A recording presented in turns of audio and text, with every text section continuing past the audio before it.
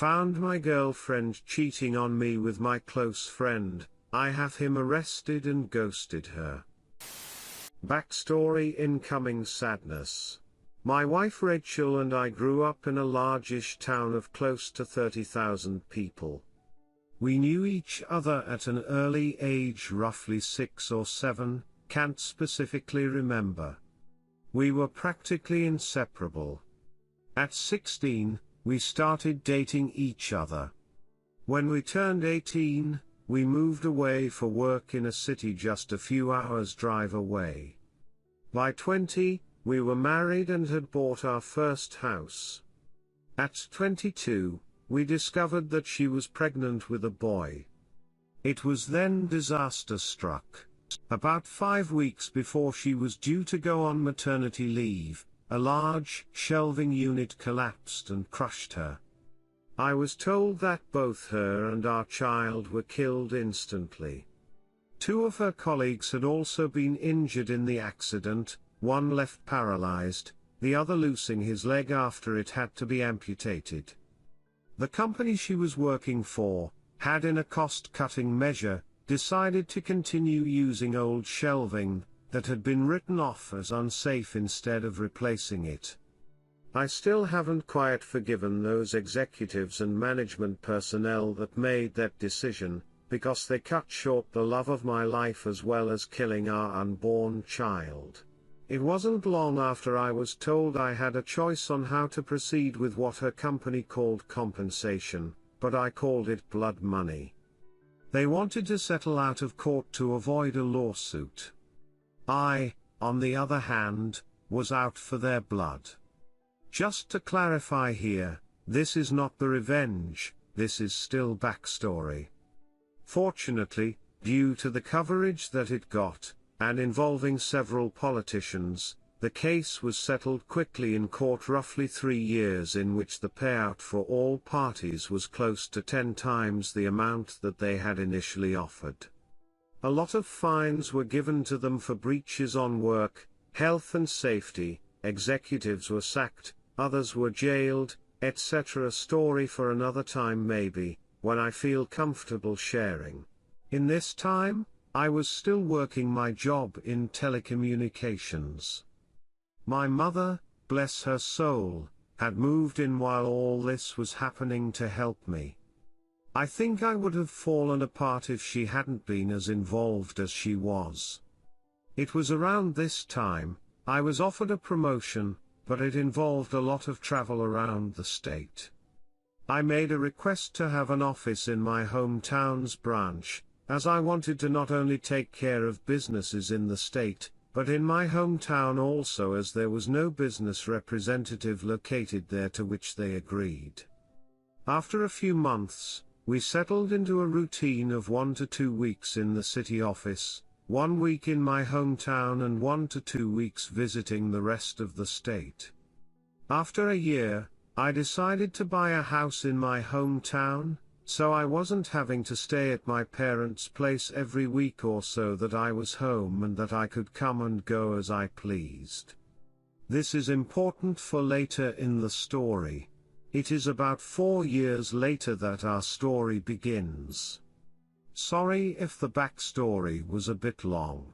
I had just returned from one of my trips on Friday, and was checking in some stuff at my office when Harry, the branch's managing director, walked in. We had grown up together also, but had gone to different schools, but since coming back had developed a very close friendship. He asked how things were, and then asked me if I wanted to come to a house party that he was having that evening. Short notice and all, but I said yes. I felt like a few drinks with friends were in order. It was there that Harry introduced me to Catherine. She was a new hire at the branch where my hometown's office was located and was getting to know everyone, being new in town.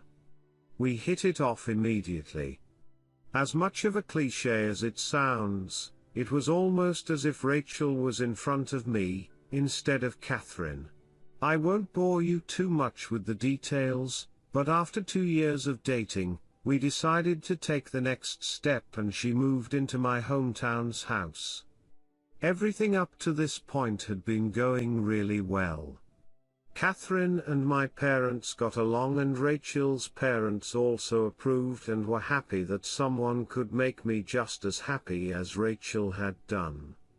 All was going well for close to a year when things began to change.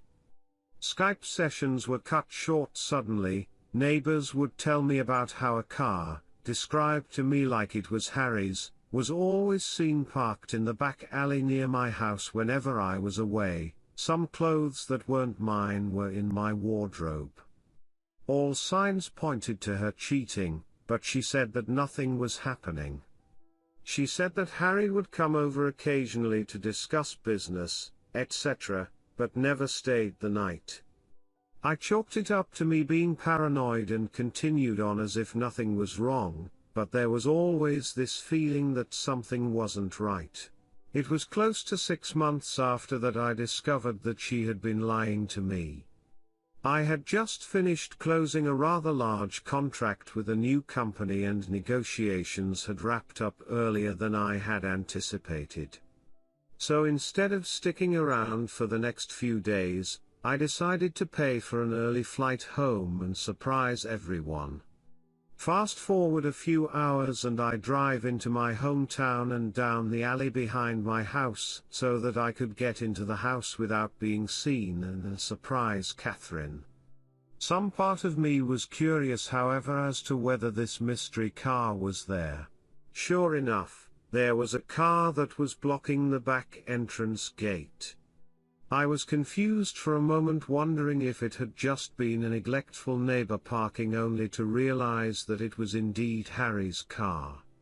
If it hadn't been for the high hedge line that I had put in a few years back for privacy, I may have well driven past my own place. Pulling up behind his car, I got out and thought it was strange that he was there so late. As she claimed that he always had left by now. As I approached the back of the house, I saw something that stomach drop. In my kitchen, Catherine and Harry were going at it hammer and tong. I froze. Time stopped. There was my close friend, having time on my kitchen bench with my girlfriend. I didn't know what to do. So many questions were running through my head. Was this real or was I dreaming? Why were they having time in my house? Feeling defeated, I turned and left without them seeing me. I sat in my car for what felt like an eternity. I was crying hard. But the sadness quickly turned into anger. The same kind of anger I felt towards those that were responsible for Rachel's death. I wanted to hurt them badly. As a pacifist, I don't believe in violence. It was then I knew I was going to punish them and destroy their lives. And what better time to start than now? I moved my car back up the alley, far enough away from my driveway that I could still see Harry's car, and then walked back to the gate where I could see into the house, and called her phone. They were still going for it when it rang. They both looked at the caller ID, and did a double take when my name came up. I could see that she was considering answering it, and they let it ring out. After a few moments they were back into it again and I dialed once again. This time she did answered. As she was answering I hung up and made my way back to my car. As soon as I did, she called me back. She asked why I was calling as late as I was, and I told her that I was about 10 minutes from home and didn't want to scare her coming in. She, obviously, was shocked and acted happy that I was coming, and the call ended very quickly after she said she was going to get up and get changed into something.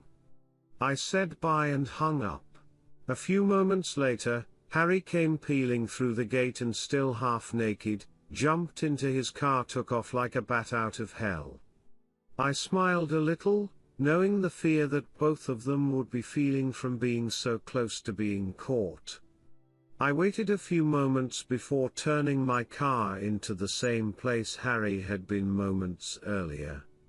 The night was fairly uneventful afterwards, and it wasn't until after she was asleep that I got up and went to my office down the hall. I couldn't sleep. I needed to plan. And plan I did. The revenge.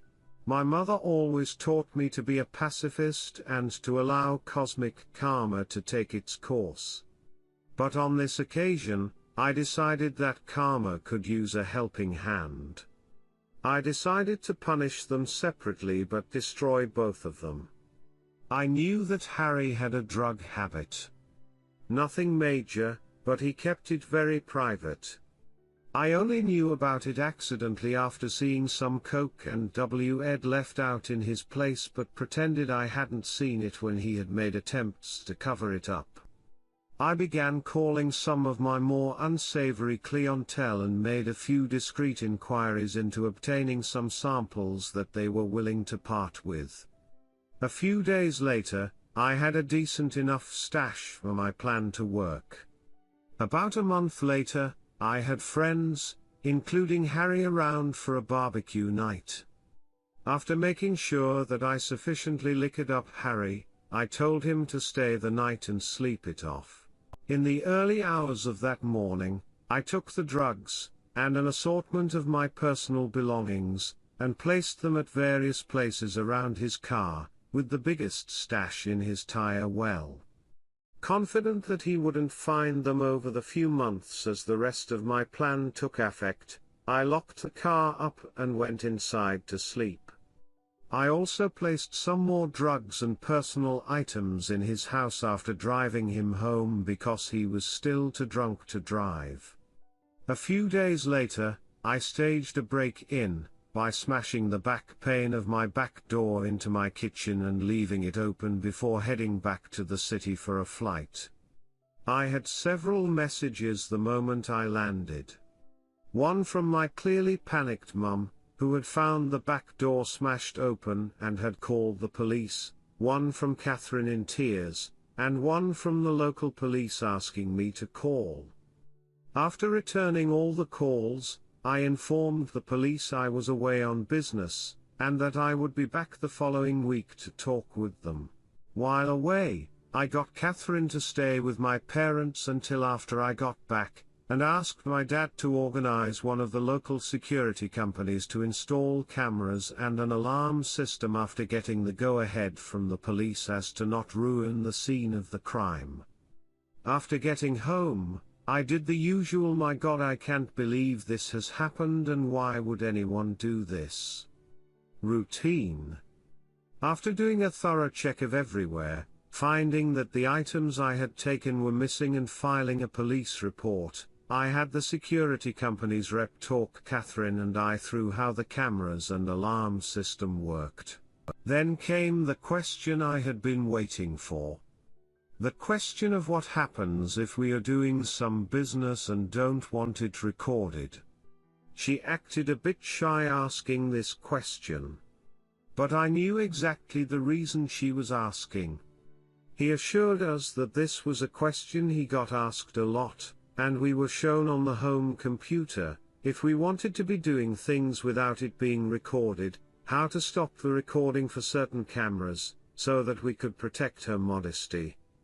As I was walking him out, I asked him if cameras were turned off, could a notification be sent out, just as a security precaution. He came back in and helped me through how to set up email notifications and left shortly after. Fantastic. All I had to do was wait.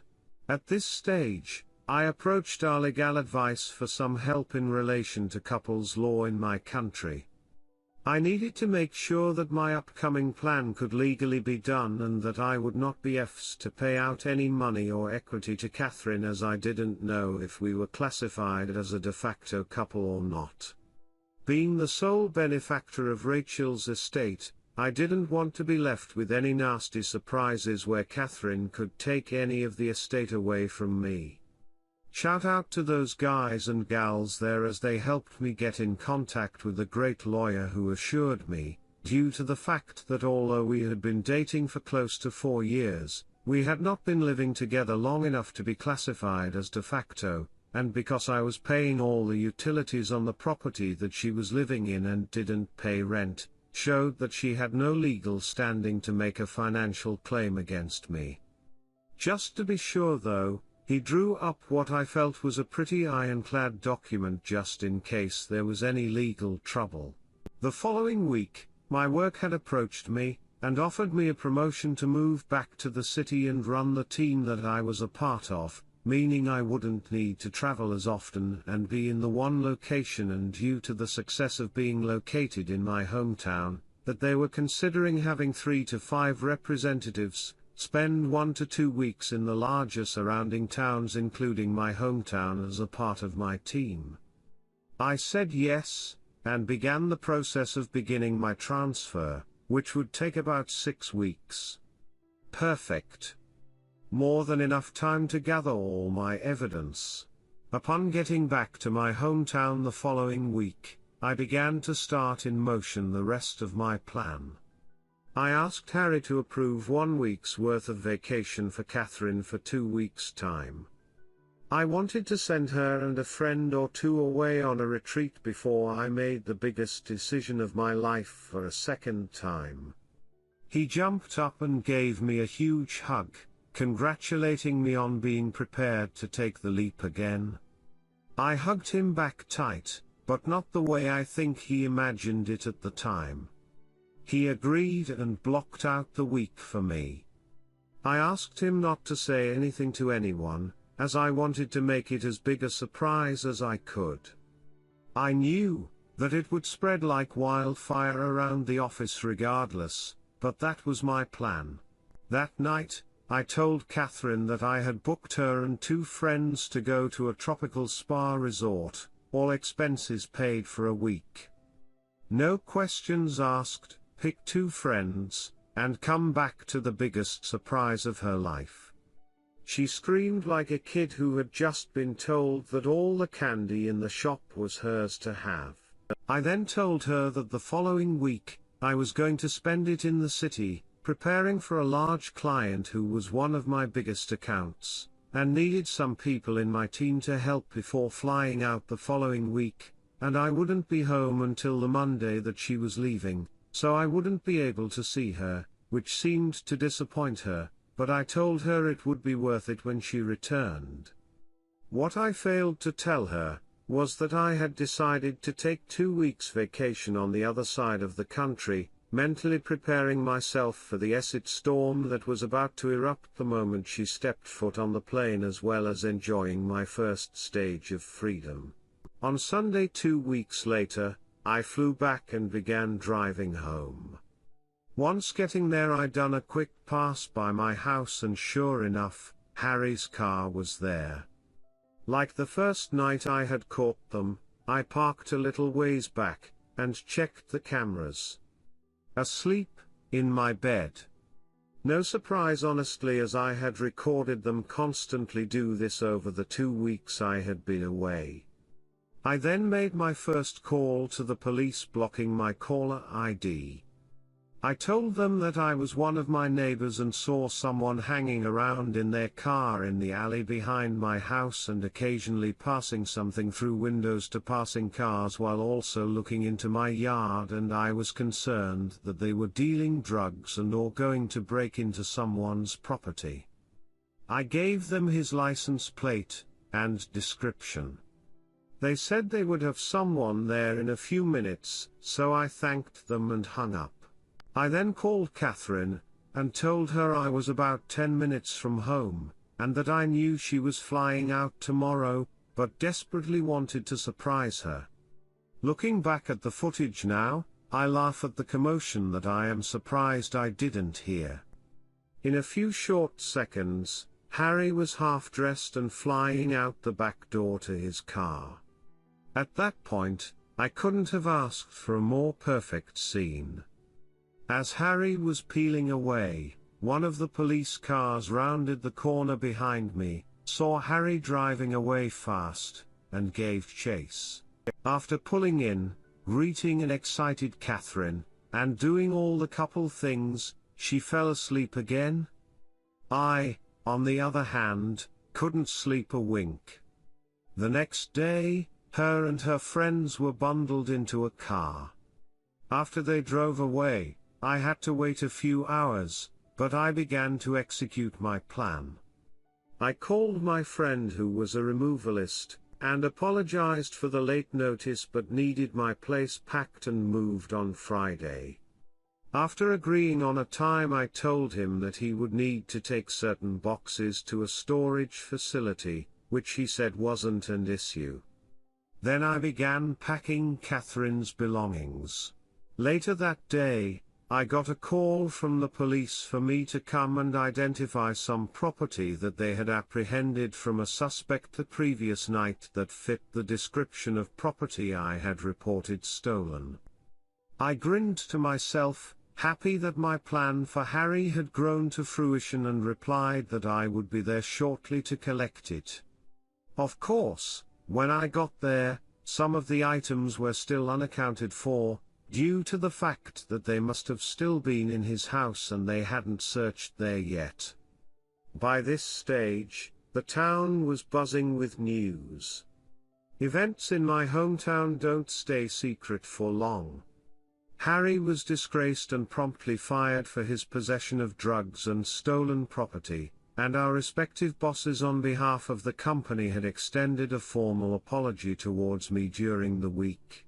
That night I went to my parents' house and told both mine and Rachel's parents what had happened, omitting certain details, and that I was moving back to the city after being promoted, but Catherine wouldn't be a part of it. They were pretty upset initially that I hadn't let them know what was going on, but were happy that I was handling everything maturely and hadn't sunk to their level, thought they didn't agree with ghosting Catherine.